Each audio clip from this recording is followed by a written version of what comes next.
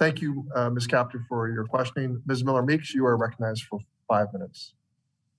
Thank you, Chair Takano and Ranking Member Bost. Like others on this hearing, I am very concerned at some of the tenor of what I hear. I'm a 24-year military veteran.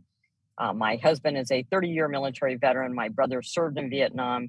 And like Ms. Capter, I believe that their service should be recognized and honored. And Representative Capter, let me also say my prayers are with you and your veteran friend who is suffering at this time.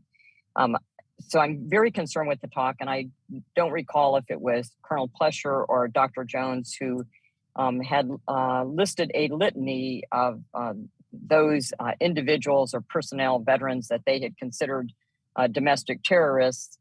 It perhaps was Dr. Jones, but did you include in that list Major Nadal Hassan, Dr. Jones or Colonel Plesher? Major Hassan is definitely in our data set, obviously inspired by Al-Qaeda's ideology and in contact at that time with Anwar al-Awlaki. Absolutely. Okay, thank you for that, because even at the 10-year anniversary honoring the 13 who were killed at Fort Hood, and an Army Times article, it still does not reference that as an act of either Islamic terrorism or domestic terrorism. So I found that interesting, and I think that the definition, and I think this has been brought up on, when somebody migrates to violence or what's domestic terrorism, I find it extraordinarily concerning. Memos and testimony from Janet Reno way back as to 1999, talking about veterans, pro-life, pro-gun, Second Amendment individuals as being more susceptible to domestic terrorism. I think recent comments by this administration on people who attend school board meetings and voice their discontent with actions of the educational system as domestic terrorism, and asking for the FBI to investigate those individuals. One can raise their voice and exercise their freedom of speech, freedom to associate, freedom to petition their government, and they are not domestic terrorists. And I'm very concerned about the labeling as such. And so this question, I think, is more for, I apologize for Iraq and Afghanistan, Mr. Butler, that a recent poll published by Georgetown University found that respondents ranked division in the country, this gets to your point, as the number one issue facing the country's future. Too often pundits speak of division and violence in the same breath. And divisions can and have led to violence, but there are also plenty of different viewpoints that are held by peaceful, law-abiding citizens. And to your point, and I think you were making this reference, how do we protect free speech while also condemning and thwarting violence?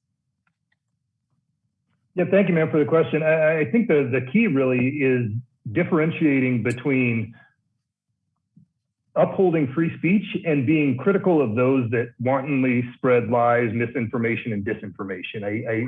It's still technically free speech, but I don't think we as leaders, we as folks that are hopefully many of the country are looking to for facts and truthfulness, should be repeating those or turning to them to make political points. I think there's a difference there, and that's one of the many things that we focus on is we need to get away from using misinformation, disinformation, and outright lies to try and paint a false narrative of what's going on in the country.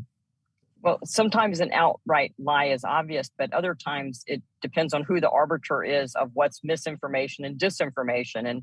And I can say that both as a military veteran and as a physician and former director of public health in response to comments I've heard about infection-acquired immunity and for COVID-19. So I think I understand your point, but that leads us down this slope of who is it and what authority is it that then determines what speech is misinformation or disinformation. But I do understand the point you're making.